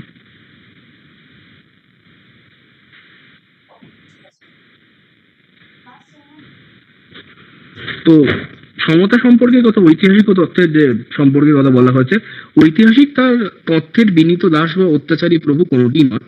তাদের সম্পর্ক সমতা সম্পর্ক, মানে লেনদেনের সম্পর্ক, মানে কেউই কারোর উপর কিছু চাপিয়ে দিচ্ছে না আর কি। আর পারস্পরিক নির্ভরতা, তথ্য ছাড়া ঐতিহাসিক অসহায় ও ব্যর্থ, ঐতিহাসিক ছাড়া তথ্যেরা মৃত অর্থহীন। আশা করি আগের যে আলোচনা সেগুলো এইগুলোকেও খানিকটা জাস্তি করছে। এই যে যেরকম আমি এই জিনিসটা করছি মনোময় ইতিহাস চর্চার ব্যাপারটা, আবার আগে যেরকম র্যাঙ্কে বলছিলেন, তো এখানে ইএইচআর কোথাও গিয়ে একটা সমন্বয় সূত্র গাঁথতে চেয়েছেন, যে কোনোটাকেই র্যাডিক্যালি না নেওয়া, বরঞ্চ দুটোকেই কোনো জায়গায় স্থান দিয়ে একটা সমন্বয় ধর্মী জায়গায় আসা, যে অবজেক্টিভ জায়গাটাও যেরকম গুরুত্বপূর্ণ, যে সবটাই নিজের মতামত না চাপিয়ে দেওয়া। মানে সাবকনসিয়াসলি বা মানে অসচেতন ভাবে আমরা অনেক সময় নানান জিনিস দ্বারা অনুপ্রাণিত হয়ে থাকি, সেইটা হয়তো আমরা সরিয়ে ফেলতে পারবো না, কিন্তু আমাদের সজ্ঞানে যা যা রয়েছে সেই জিনিসগুলোকে যদি আমরা মানে মানে রেখে দিতে পারি আর কি, সেই জিনিসগুলোকে আমরা যদি আরেকটু তথ্যনিষ্ঠ হতে পারি, তো সেই জায়গাটা কিন্তু গুরুত্বপূর্ণ। তো এই জিনিসগুলোকে একটু মনে রাখা। তো এখানেও তাই, এখানেও ব্যাপারটা মানে অনেকটা তাই, সেরকমই কিছু জিনিসপত্র নিয়ে আলোচনা যেগুলো আমাদের পরীক্ষার কাজে আসবে। তো এই যে ইএইচআর যা বলছেন যে it is a continuous process of interaction between the historian and his facts and unending dialogue between past and the present. এই যে হিস্টোরিয়ান আর তার ফ্যাক্টস এর মধ্যে একটা মানে নিরবচ্ছিন্ন একটা মানে কথোপকথন আর কি, নিরবচ্ছিন্ন একটা সংলাপ। ইতিহাস হলো অতীত বর্তমানের মধ্যে নিরবচ্ছিন্ন সংলাপ। এইটা কিন্তু মানে পরীক্ষায় আমি অন্তত 3-4 বার আসতে দেখেছি, মানে ইএইচআর এর বক্তব্য যে ইতিহাস হলো অতীত বর্তমানের মধ্যে এক নিরবচ্ছিন্ন সংলাপ। তো ইভেন আমি যখন নিজে নেট পাস করি তখনও দেখতে পাই যে এই একই কোয়েশ্চেন এসেছিল। তো ইভেন আপনাদেরও পরীক্ষায় দেখা যাচ্ছে যে এই ধরনের কোয়েশ্চেন দেওয়া হচ্ছে আর কি। তো ইতিহাস হলো ঐতিহাসিকতা সংগৃহীত তথ্যের মধ্যে অন্তহীন দেওয়া নেওয়া বা ক্রিয়া প্রতিক্রিয়ার প্রক্রিয়া। মানে আগে আমরা যে আলোচনাগুলো করলাম সেটারই একটা কোথাও কি সমন্বয় সূত্র আমরা ইএইচআর এর মধ্যে দেখতে পাচ্ছি। তো ইতিহাস পাঠে প্রয়োজনীয়তা কারণ ও বর্তমান। ইতিহাস কেবল রাজা সম্রাটদের নাম বা যুদ্ধের বর্ণনা নয়, মানে এই যে প্রথমে যেটা বললাম যে ইতিহাস সেই জায়গা থেকে বেরিয়েছে, শুধুমাত্র রাজারা যুদ্ধ বর্ণনা, হতাশা, নৈরাশ্য এগুলো প্রকাশ করা আসলে ইতিহাসের কাজ না। কারণ ও ফলাফল বোঝা, যে বছরের পর বছর ঘটা নানান কারণ এবং ফলাফল বোঝার চেষ্টা করাই ইতিহাস জানা আসলে। ওই যে একেবারে শুরু করলাম না যে কি কখন এবং কিভাবে বা কোথায় এই জিনিসগুলোকে যখন আমরা ফলাফল করি মানে জায়গায় আনি, তখন আমরা জানি যে কেন সেটার একটা খুব গুরুত্ব থাকে, যে কি কারণে সেটা ঘটলো, কেন সেটা হলো। তো সেটা কিন্তু মানে ইতিহাসের একটা গুরুত্বপূর্ণ উপাদান জানবার ক্ষেত্রে, যে মানে কারণে ফলাফল বোঝা, যে বছরের পর বছর ঘটনা এটা কেন হচ্ছে, মানে সেটা জানা দরকার। মানে আমার মানে সেই ভুলটা কেন হয়ে চলেছে, মানে কোনো জিনিস কেন রয়ে গেছে, কোনো জিনিস কেন একইভাবে মানে ফলাফল দিতে ব্যর্থ হচ্ছে, সেটার রুটে গিয়ে পৌঁছানো আর কি। যে কারণে ফলাফল বোঝার চেষ্টা করে নিজের ভবিষ্যৎ সম্বন্ধে ধারণা করার জন্য ইতিহাস পাঠের প্রয়োজনীয়তা রয়েছে। অধিকার প্রতিষ্ঠা, ইতিহাস ঘেঁটে নিজের অধিকার প্রতিষ্ঠা করা যায়, অতীতের দোষ কাটানো যায়। তো মানে অনেকটা হলো যে ইতিহাস হলো এমন একটা সাবজেক্ট বা নেকড়ে ও ছাগলছানার গল্পের থেকে ইন্টারেস্টিং বোধ আমাদের বর্তমান জীবনে, যে আমরা নিজেদের ইতিহাস সেটা অন্তত নিজেদের অধিকার সম্বন্ধে সচেতন হতে পারি। আজকে আমার মনে হয় যে মানে সাংবিধানিক জায়গাগুলো নিয়ে লোকজন কম কথা বলে, সেগুলো যে অধিকারগুলো দিয়ে থাকে বা মানে মানে আমাদের সরকার বা তার রিলেটেড যেসব পলিসিস ছিল সেগুলো আমাদেরকে যে অধিকার দিয়ে এসেছিল, বা মানুষের প্রাথমিক অধিকারগুলো সম্বন্ধে এখন লোকে সচেতন না, যে বা রুটি রুজির দরকার বা বেঁচে খাদ্য বাসস্থান দরকার, সেগুলো নিয়ে হয়তো লোকজন অতটা মাথা ঘামান না। তো সেগুলো নিয়ে খানিকটা আলোচনা ইতিহাস করে খুব ভালোভাবে, যে ইতিহাস ঘেটে আসলে নিজের অধিকার প্রতিষ্ঠা করা যায় কোথাও কি। তো বর্তমান কেমন হবে তা অতীত থেকেই ঠিক হয়ে যায়। তো ওইটা যেটা বললাম যে তার নিজের অতীত জানা থাকলে বর্তমান জীবনটা অনেকটা সহজ হতে পারে। তর্ক বিতর্ক, ইতিহাসের সাক্ষ্য হাজির করে নিজ পক্ষে বিপক্ষে যুক্তি তর্ক করা যায়, এই বিতর্কই ইতিহাস পাঠকে মজার করে তোলে। তো মোটামুটি এই পয়েন্টগুলোকে একটু মনে রাখা। তো এগুলো কিন্তু আমরা পড়ে এসেছি আগেও, মানে এমনটা নয় যেগুলো আমাদের কাছে নতুন। এগুলো নিয়ে প্রশ্ন থাকলে হয়তো পরবর্তী ক্লাসে আমরা এই নিয়ে আলোচনা করতে পারবো। আজকে এমনিতেই অনেকটা বড় হয়ে গেছে ক্লাস। তো সাম্রাজ্যবাদী বিরোধী ইতিহাস, সাম্রাজ্যবাদী যুক্তি, ঐতিহাসিক পাল্টা যুক্তি, ব্রিটিশ শাসক ভারতে উপনিবেশ তৈরির যুক্তি দিয়ে দেখি ভারতীয়দের অসভ্য বলে আখ্যায়িত করেছিল, এবং বলেছিল যে হোয়াইট ম্যান ব্রিটেনের কথা অনেকে হয়তো জানবেন, রুডিয়ার্ড কিপলিং বলেছিলেন যে মানে তাদের সভ্যতা মানে ভারতীয়দের সভ্য করা আসলে ইংরেজদের দায়। তো এইভাবে সাম্রাজ্যবাদ মানে ইংরেজদের এখানে সাম্রাজ্যবাদ প্রতিষ্ঠা করার পর বা সাম্রাজ্য প্রতিষ্ঠা করার পর দেখা তারা আসলে এই অসভ্যদের সভ্য করতে এসেছেন, তাই তারা সাম্রাজ্য করেছেন, তাই তারা মানে যতটা পারবেন লুটপাট করতে পারেন আর কি, এরকম ভাবে ইতিহাস রচনা করা হয়।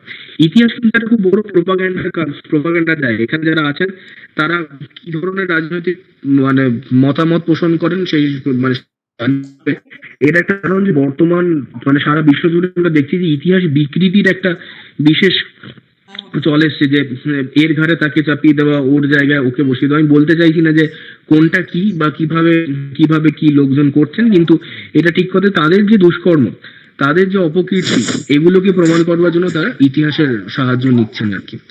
তো ঐতিহাসিক পাল্টা যুক্তিতে ভারতীয়রা সম্রাট অশোক, আকবর, আর্যভট্টের ইতিহাস তুলে ধরেছেন, নিজেদের সত্যতা প্রমাণ মানে করেছিলেন আর কি। যে তখন ওরা প্রশ্ন করে মানে যখন ইংরেজরা আসেন এখানে, তারা বলেছিলেন যে তোমরা অসভ্য, তোমাদের কোনো ইতিহাস নেই। তখন ভারতীয় ঐতিহাসিকেরা সম্রাট অশোক, আকবর, আর্যভট্টের ইতিহাস তুলে ধরে নিজেদের সভ্য হওয়ার প্রমাণ কিন্তু তুলে ধরেন, যেটা জাতীয়তাবাদী ইতিহাস রচনার একটা ধারা থেকে আসা।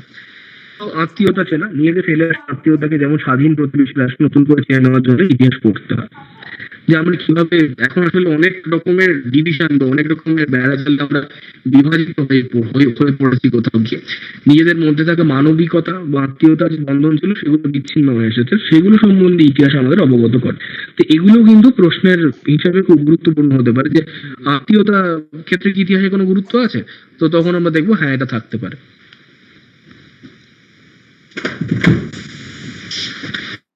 মানে এখানে রবীন্দ্রনাথের চোখে ভারতবর্ষের ইতিহাসের কথা মানে অনেকে বলে। এখানে একটা কথা বলে, এখানে অনেক কিছুই লেখা আছে, আমি এত ডিটেলে যাচ্ছি না কারণ আমাদের হাতে সময় নেহাতি কম। সেটা হলো যে এটা খুব জটিল ব্যাপার। আমার মনে হয় যে আমি জানি না এখানকার মানে প্রথমের কোয়েশ্চেন গুলো আরো জটিল হতে থাকবে যদি এটা নিয়ে বেশি আলোচনা করি। রবীন্দ্রনাথের মূল বক্তব্য যা হলো সেটা হলো ভারতবর্ষের আসলে ইতিহাস রয়েছে, ভারতবর্ষের হিস্ট্রিটা ঠিক চলে না। মানে ওনার বক্তব্য হচ্ছে যে ভারতবর্ষের এই যে মহাকাব্য, রামায়ণ বা মিথোলজিক্যাল যে জিনিসপত্র, সেটা আসলে অতিরঞ্জন নয়, সেটা আসলে তথ্যহানি নয়, সেটা আসলে ভারতবর্ষের প্রকৃতি। সেটা মানে এইভাবে ইতিহাস লেখা বা এইভাবে অতীতচারণা করাই ভারতবর্ষের আসলে মানে অভ্যস্ত একটা ধারা। তো কিন্তু অন্যদিকে মানে ইউরোসেন্ট্রিক, মানে যেটা আমি বললাম, ইউরোপে যেভাবে মডার্ন হিস্ট্রির বিবর্তন আমরা এতক্ষণ আলোচনা করেছি, যে কিভাবে একটা ধর্মভিত্তিক ইতিহাস থেকে বৈজ্ঞানিক চর্চার দিকে গেছে এবং তথ্যনিষ্ঠ চর্চার দিকে গেছে, তো সেটাকেই রবীন্দ্রনাথ বলছেন যে এই যে তথ্যনিষ্ঠ ইতিহাস চর্চা, এইটার গুরুত্ব নিশ্চিত থাকতে পারে, কিন্তু সমস্যা হলো ভারতবর্ষের যে ইতিহাস তার কিন্তু প্রকৃতি আলাদা। এরকম করে প্রচুর দেশে আমরা দেখতে পাই যে তাদের এই তথ্যনিষ্ঠ ইতিহাস যা ইউরোপীয়রা তৈরি করেছেন তা হয়তো নেই, ভারতবর্ষেরও নেই। তো তখন তারা কোনটাকে অতীত হিসাবে দেখবেন, কোনটাকে ঐতিহ্য হিসাবে দেখবেন, তো সেইটা নিয়ে কিন্তু একটা প্রশ্ন ওঠে। তখন রবীন্দ্রনাথ মানে তার বক্তব্য বলেন যে এখানে ভারতবাসী আসলে বা ভারতবাসীর ইতিহাস এটা নয়, এটা মূলত ব্রিটেনের যে জাতীয় রাষ্ট্র তাদের তৈরি করা একটা ইতিহাস, যেখানে তথ্যনিষ্ঠতা আছে, কিন্তু তাদের মধ্যে মানে মিথকে বা এই যে মহাকাব্য বা এই ধরনের জিনিসপত্রকে নেওয়ার বা গ্রহণ করার ফ্লেক্সিবিলিটি বা নমনীয়তা নেই। তো এখানে আমরা দেখতে পাচ্ছি যে এই প্রশ্নগুলো আসতে পারে যে আমাদের স্বদেশকে, দেশের ইতিহাসে আমাদের স্বদেশকে আচ্ছন্ন করিয়া রাখিয়াছে, বা তিনি মনে করতেন ইতিহাস সকল দেশের সমান হইবে, এই কুসংস্কার বর্জন না করিলে নয়। তো আমি যেটা বললাম যে সকল দেশের ইতিহাস আসলে বা অতীত চর্চা করার ধারণাটা আলাদা, সেখান থেকে আমরা শুরু করেছিলাম যে ইতিহাস ভারতবর্ষে কেমন করে আলাদা। সেখানে কিন্তু যাবতীয় যা অতীত চর্চা বা যাবতীয় যা যে ধারার অতীত চর্চা, মানে মহাকাব্য হতে পারে, কবিতা হতে পারে, বা কিংবদন্তির গল্প হতে পারে, রূপকথার গল্প হতে পারে, এর মধ্যে থেকেও ইতিহাস থাকতে পারে। অতীত চারণার একটা ধরন, এটা মানুষ এভাবে অতীতকে মনে করেছেন, এই ফরম্যাট মনে। কিন্তু ইউরোপ যেখানে সেটাকে কিন্তু রবীন্দ্রনাথ মনে করছেন যে না, এটারও গুরুত্ব আছে, তাদের কালচারে, তাদের সংস্কৃতি যেহেতু ভিন্ন, তার অতীত চর্চা করার জায়গাটাও ভিন্ন। মানে একজন আদিবাসী লোক, তার কিন্তু তথ্যনিষ্ঠ অতীত থাকার কথা না, তার কাছে মৌখিক ঐতিহ্য বা মুখে মুখে যেগুলো চলে ফেরে, গান, গল্প, সেগুলোই তার অতীত চর্চার ধারা। তো এইটাই মানে বক্তব্য যে রবীন্দ্রনাথ এটাকে কুসংস্কার বলে মনে করতেন, যে ইতিহাস সকল দেশে সমান হইবে, এই কুসংস্কার বর্জন না করিলে। এবং ভারতবর্ষের ইতিহাসে ধারা যদি কেউ পড়ে থাকেন তাহলে দেখতে পাবেন যে রবীন্দ্রনাথ এই জিনিসগুলো নিয়ে বারবার মানে কথা বলেছেন। তো ইতিহাসের উপাদানও তাদের বৈচিত্র্য। এই আমরা আলোচনা করছিলাম ইতিহাসে কিছু উপাদান নিয়ে, যে প্রাচীন উপাদান যেরকম পুরানো ঘর বাড়ি মন্দির মসজিদ মূর্তি টাকা পয়সা বইপত্র, এগুলো আসলে মানে আমরা বলে থাকি যে প্রত্নতাত্ত্বিক জিনিসপত্র অনেক ক্ষেত্রে, যেরকম পুরানো ঘর বাড়ি, সেটা তখন কেমন ছিল সেখান থেকে মানে খনন কার্যের ফলে, যে যখন প্রত্নতাত্ত্বিক খনন কার্যের ফলে আমরা দেখেছি যে হরপ্পা মহেঞ্জোদারো, আমরা ছোট বয়সে যখন ইতিহাস পড়েছি আমরা দেখতে পেলাম সিন্ধু সভ্যতা নিয়ে কথা হতো। সেটা মূলত প্রত্নতাত্ত্বিক খনন কার্য বা আর্কিওলজিক্যাল খনন থেকে উঠে আসা জিনিস, যেখান থেকে আমরা সেই সময় ঘর বাড়ি কেমন ছিল সেই সম্বন্ধে ধারণা করতে পারি। এবং আমরা ক্রমান্বয়ে বিবর্তন দেখতে পারি, যেটা পরবর্তী পর্যায়ে বা পরবর্তী যুগে মানুষ কেমন ঘর বাড়ি বানাতো, এখন কেমন বানায়, এখনকার ঘর বাড়ির সাথে তার সাযুজ্য খুঁজতে পারি। এটা ইতিহাসের কাজ ঠিক নয়, এটা অনেকটা নৃতত্ত্বের কাজ বা অ্যানথ্রোপোলজির কাজ হয়ে যায়, এথনোলজির কাজ হয়ে যায়। কিন্তু হ্যাঁ, মানে পুরানো ঘর বাড়ি আর্কিওলজিক্যাল এভিডেন্সেস থেকে আমরা বলতে পারি যে সে সময় ঘর বাড়ি কেমন ছিল, মন্দির মসজিদ কেমন ছিল, মূর্তি কেমন হতো, বা টাকা পয়সা কেমন লিখতে হতো, মানে বা বইপত্র তখনকার দিনে কিরকম ধরনের লেখা হতো, সেগুলো নিয়ে আমরা ইতিহাস লিখতে পারি। এই যে দলিল ও নথির কথা যেটা বললাম, যে এখানে প্রশাসনিক কাগজপত্র, ডায়েরি, চিঠি, জমি বিক্রি, দলিল, বাজারে ফর্দ, এই সবগুলো কিন্তু নথি হতে পারে এবং খুব মানে মানে নানান ধরনের হতে পারে।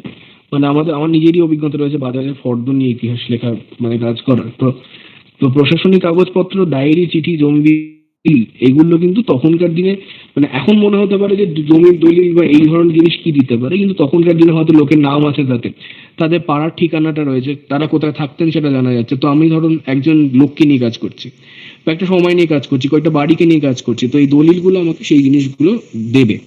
তো দৃশ্য উপাদান যেরকম ছবি, মানচিত্র, পোস্টার, বিজ্ঞাপন, সংবাদপত্র, এগুলো খুব ইম্পর্টেন্ট। তো এই ডিভিশনগুলো একটু মাথায় রাখা, এগুলো থেকে কিন্তু প্রশ্ন আসে অনেক সময়। ডাক টিকিট, আধুনিক ইতিহাসের অন্যতম উপাদান ডাক টিকিট। কোন সময় কোন ডাক টিকিট ইস্যু হয়েছে, কোন ওকেশনে ডাক টিকিট, কারণ জানা আছে সবার নিশ্চয়ই যে আহ, এক একটা বিশেষ বিশেষ মুহূর্তে বা বিশেষ বিশেষ ওকেশনে কিন্তু ডাক টিকিট ছাড়া হয়। তো সেইগুলোকে নিয়ে মানে কাজ, মানে জিনিসপত্র বলা আর কি। তো ঐতিহাসিক একজন গোয়েন্দার মতো তিনি টুকরো টুকরো সূত্র খুঁজে বের করে যুক্তি দিয়ে সাজান এবং অতীতের ছবি তৈরি করেন। তো ঐতিহাসিক হচ্ছেন একটা গোয়েন্দার মতো, তিনি টুকরো টুকরো সূত্র, যেরকম সূত্রগুলো আমরা দেখছি, খুঁজে বের করেন, অতীতের ছবি তৈরি করেন।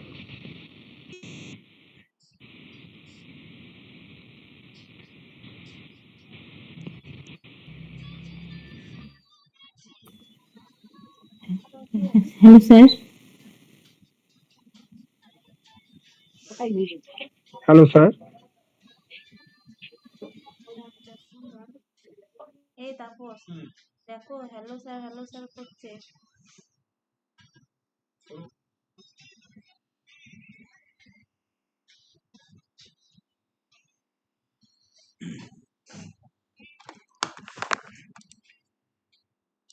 হ্যাঁ, শোনা যাচ্ছে? স্যার মনে হয়তো কোনো কারণে হয়েছে, হয়তো নেটওয়ার্ক ইস্যু বা কিছু কারণে কেটে গেলেন নাকি, না ক্লাস শেষ হয়ে গেছে? না, কেটে গেছে।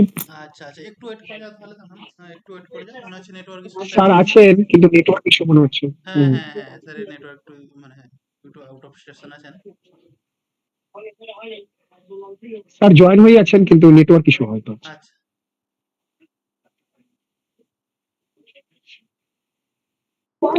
স্যার একটা কথা জানার ছিল। বলো। বলছি হিস্ট্রির এই যে ক্লাস হচ্ছে, পেডাগোজিও করানো হবে তো? হ্যাঁ, তো পেডাগজির প্রশ্ন কি তুমি, হ্যাঁ অবশ্যই করানো হবে। যা সিলেবাস আছে সমগ্র সিলেবাস ধরেই কভার করানো হবে। কিন্তু আর হিস্ট্রি এখানে বা হিস্ট্রিক্যাল পেডাগজি সেটা তো আমি পড়াবো না বললে হবে না। কোর্সের সিলেবাসে যা কিছু আছে সমস্ত ধরে ধরে সমস্ত বিষয় আলোচনা করা হবে। ঠিক আছে না? ক্লাসের কন্টেন্ট খুব ভালো স্যার। হ্যাঁ, না আমাদের মোটামুটি মানে স্যার ম্যামরা খুব ভালো পড়াচ্ছেন, আমিও কয়েকটা দেখলাম, আমি তো পোস্ট করছি তো। মেটেরিয়ালস গুলো খুব ভালো। হ্যাঁ, খুবই ভালো পড়াচ্ছেন। ইংলিশটাও আগের ক্লাসে যারা করেছো ইংলিশটাও খুব ভালো হয়েছে। আজকে এই স্যার ভালো পড়াচ্ছেন। ঠিক আছে, একটু দাঁড়াও তো, আমি ফোন করে নিই, স্যারের কি সমস্যা হচ্ছে আমি একটু জেনে নিই, তারপরে নইলে ইয়ে করবো। একটু ওয়েট করো প্লিজ। একবার করো, একবার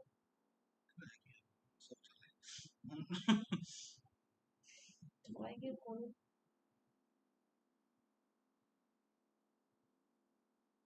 শতাংশ কে বললো যে ভালো পড়াচ্ছে, প্রথমে যা স্যারকে জর্জরিত করেছিল।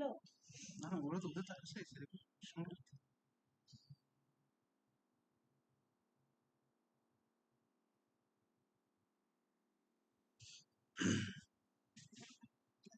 এই বলছি তারই হয়ে যাচ্ছে।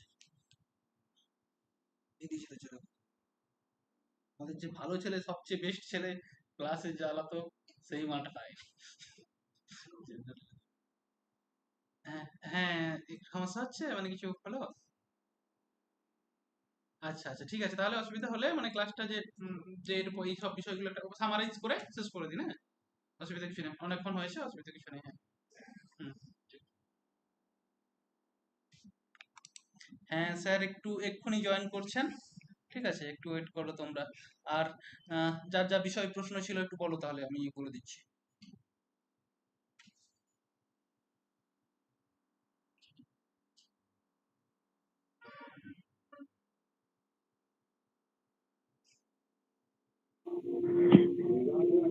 স্যার বলো বলো। বলছি এই যে ক্লাসগুলো চলছে, এবার যখন ডিটেলস ক্লাস শুরু হবে মানে রানিং ক্লাস, তখন কিভাবে মানে করতে হবে বা কতদিন হবে সেগুলো কিভাবে জানতে পারবে? গ্রুপেই দেওয়া হবে? হ্যাঁ একদমই তাই, ওটা দেওয়া হবে। আর তোমরা যারা যারা ভর্তি হবে তাদের নিয়ে একটা গ্রুপ করা হবে, মানে পেড ব্যাচের আমাদের গ্রুপ হয়, সেখানে সমস্ত বিষয় জানানো হবে। এবং আমরা তো তোমাদের এটা 6 মাসের কোর্স, এবারে আমাদের টার্গেট থাকবে 3 থেকে 4 মাসের মধ্যে সমস্ত বিষয়টা কভার করে দেওয়া। এবার তার আগে যদি এক্সাম ডেট দিয়ে দেয় তাহলে আরো আগে শেষ করার চেষ্টা করবো, মানে চেষ্টা নয়, আমরা করবো, মানে পরীক্ষার আগেই সমস্ত বিষয় কমপ্লিট করে দেওয়া হবে, সেটা আমাদের স্টাফ থাকে, ক্লাসগুলো তখন বেড়ে যাবে সেক্ষেত্রে। তো ঠিক আছে।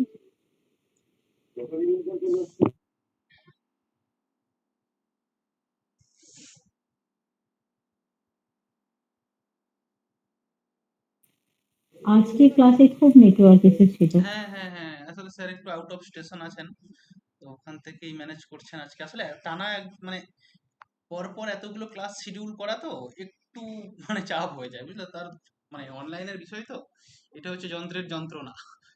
পড়েছো তোমরা ইঞ্জিন ট্রাভেল? হ্যাঁ। আর ওইটার উপর একটা সিনেমা আছে, সিনেমাটার নাম কি যেন একটা, ওই অক্ষয় কুমার করেছে, দেখেছো? ইঞ্জিন ট্রাভেলের উপর একটা সিনেমা, অক্ষয় কুমারের, সেই একটা মানে ওই রোলার কিনে শেষ হয়ে যাবে। 30 মার্ক হাসল না নাকি? না, তিসমার খান নয়, আরেকটা। খাট্টা মিঠা ফিল্মটার নাম। হ্যাঁ, খাট্টা মিঠা, একদমই তাই, খুব সুন্দর সিনেমা, দেখো। ঠিক আছে স্যার খাট্টা এসছেন। মিঠা, খাট্টা মিঠা। হ্যাঁ হ্যাঁ হ্যাঁ, একদম স্যার এসছেন, করো।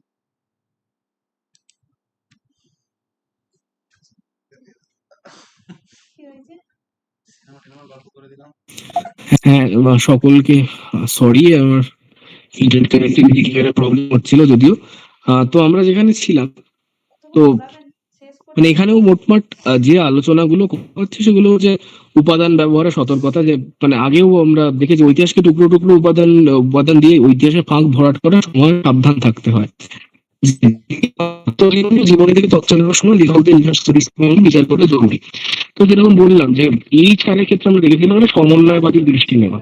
তো এখানে ব্যাপার হচ্ছে যে যারা যে সময় লিখছে সেই সম্বন্ধে দৃষ্টিভঙ্গি নিয়ে খানিকটা আলোচনা করা, যে ওই যে বললাম যে একটা ঘটনা 4 রকম ব্যাখ্যা হতে পারে, তো জীবনীগুলোতেও নানান লোক নানান ঘটনা নানান ব্যাখ্যা করে আলাদা রকম। তো সেটাই যদি আমার একমাত্র তথ্য হয়ে থাকে, ধরুন কোন একটা ঘটনা নিয়ে আমি কাজ করতে চাই, সেটা জীবনী বা আত্মজীবনী, আমার কাছে অন্য কোনো তথ্য নেই, মানে বায়োগ্রাফি বা অটোবায়োগ্রাফি বাদে। তো তখন যে তাদের যে নিজস্ব নিজস্ব দৃষ্টিভঙ্গি রয়েছে সেটাকে কিন্তু একটু বিচার করে দেখতে হবে আমাদেরকে। ফটোগ্রাফও সম্পূর্ণ নৈর্ব্যক্তিক নয়, ছবি যিনি তুলছেন তার দেখার উপরও কিন্তু ক্যামেরার দেখা নির্ভর করে। মানে এটা কিন্তু খুব বড় তথ্য। আজকের যে প্রেস যদি আমরা দেখি যে একটা লোক মানে মানে বিশেষ করে অনেক প্রেস চ্যানেল এক একটা বিশেষ ধরনের লোকজন বা ধরনের জিনিসপত্রকে প্রজেক্ট করে, তাদেরকেই কিন্তু প্রাধান্য দেন, অন্য পার্টের লোকজনদেরকে দেন না। তো এটাও যদি আমি ভিডিও ক্যামেরা বা ফটোগ্রাফিকেই বলি, বা কোনো একটা ফটোগ্রাফ তোলা হয়েছে তাকে এমন করে হয়তো প্রেজেন্ট করা হলো, ইভেন এআই চলে আসাতে কিন্তু এটা আরো গুরুতর হচ্ছে, যে একটা লোককে না একটা অদ্ভুত জায়গায় বসে দেওয়া হলো, সেখানেও কিন্তু মানে সে হয়তো সেই কাজটাই করেনি বা সে হয়তো তার সাথে যুক্তই না, কিন্তু কি ফটোগ্রাফে থাকি। তো এগুলোকে কিন্তু আমাদের বিচার করতে হবে, বিচার করে দেখতে হবে যে কিভাবে গোটা ব্যাপারটাকে আমরা যথাসম্ভব ভালো বা যথাসম্ভব সঠিক জায়গায় রাখতে পারি বা সত্যের মানে অনুসারী করতে পারি। তো প্রশাসনিক নথি যেরকম ব্রিটিশ সরকারের নথিপত্র কৃষক যে উপজাতি বিদ্রোহ আন্দোলন হাঙ্গামা বা উৎপাত বলে ধরা হয়েছে, অথচ এই একই ব্যক্তি ঔপনিবেশিক শক্তি বিরোধী আন্দোলন হিসেবে দেখলে স্বাধীনতা সংগ্রামী বলা হয়। তো দুরকম ডকুমেন্টে কথা, মানে একটা প্রশাসনিক নথিতে যেটা কি হাঙ্গামা বা উৎপাত বলা হচ্ছে, আবার অন্যদিকে চিতবীর বিরসা মুন্ডা এদেরকে আবার স্বাধীনতা সংগ্রামী হিসেবেও অনেকে তুলে ধরছেন। তো এই যে ডিফারেন্সটা, তো এই ডিফারেন্সটাকে দেখা উচিত যে দুরকম তথ্য দুরকম জায়গা থেকে বলতে পারে। ব্রিটিশ সরকার আমরা মনে করি যেরকম যে আর্কাইভাল সোর্স বা ব্রিটিশ সরকারের যে আর্কাইভ রয়েছে, মানে যেটা মানে একমাত্র তথ্যনিষ্ঠ দলিল রয়েছে, কিন্তু সেটা কিন্তু সত্যি না, তাকেও প্রশ্ন করা যেতে পারে, কারণ পার্সপেক্টিভ গুলো আলাদা। যেটা নিয়ে আমরা এতক্ষণ ধরে আলোচনা করছি, প্রেক্ষিত কতটা ইতিহাসের চিন্তা চেতনাকে বদলে দিতে পারে। তো আজকে আশা করি আমরা অনেকটাই মানে মানে আলোচনা করে উঠতে পেরেছি গোটা ব্যাপারটা নিয়ে। এই পার্সপেক্টিভটা বা প্রেক্ষিতটাকে খুব জোরালো করতে পেরেছি, সাবজেক্টিভ অবজেক্টিভ নিয়ে খানিকটা বাদ বিতণ্ডের জায়গায় যেতে পেরেছি। এখানেও কিন্তু সেই ধরনেরই কিছু কিছু জিনিসপত্র নিয়ে কিন্তু আলোচনা রয়েছে। তো এই জিনিসগুলো কিন্তু আমরা পরবর্তীকালে যারা ক্লাস করতে চান তারা আরো ডিটেলে এগুলো নিয়ে জানবেন যে কি করে এই যে এমসিকিউ গুলো এসেছে সেগুলো, এগুলো কিন্তু সবই এই যে পুরো লেখা যেটা দেখা যাচ্ছে এটা সবটাই কিন্তু সেই এমসিকিউ বেসডই, যে কোনটা কে প্রথম ব্যবহার করেছেন বা হেরোডোটাস ব্যবহার করেছেন, বা ইরানের শাসনের শিলালিপিতে প্রথম দেখা যাচ্ছে হিন্দুস্তান কথাটা, ইন্ডিয়া কথাটা কোথা থেকে এসছে, বা হিদুস কথাটা কোথা থেকে এসছে, শয়ের জায়গায় হ উচ্চারণ করে, এই শয়ের জায়গায় হ উচ্চারণ করা তো এসেইছে পরীক্ষাতে। স্যার তো এত এই জিনিসগুলো বিপুলভাবে একটু দেখে পড়তে নেব। হবে তো এই এমসিকিউ এর জন্য? প্রশ্নগুলো এবং কাল বিভাজন ও বিতর্ক, যেটা আশা করছি আমরা পরের দিন কন্টিনিউ করতে পারবো। আজকের মতো আমরা এই ক্লাসটাকে এখানে শেষ করছি। আশা করি প্রথম দিনের ক্লাস ইতিহাসের অনেক গূঢ় তথ্য নিয়ে আমরা এখানে আলোচনা করার চেষ্টা করলাম, যেটা আশা করছি একদিনে বোঝার জিনিস নয়। তো অনেকটাই কিন্তু আমরা এমসিকিউ মানে আগের বছরের প্রশ্নপত্রে বা এই সমধর্মী পরীক্ষায় কি ধরনের প্রশ্ন এসেছে তার নিরিখে তৈরি করার চেষ্টা করেছি। আশা করছি অনেকের অনেকটাই ক্লিয়ার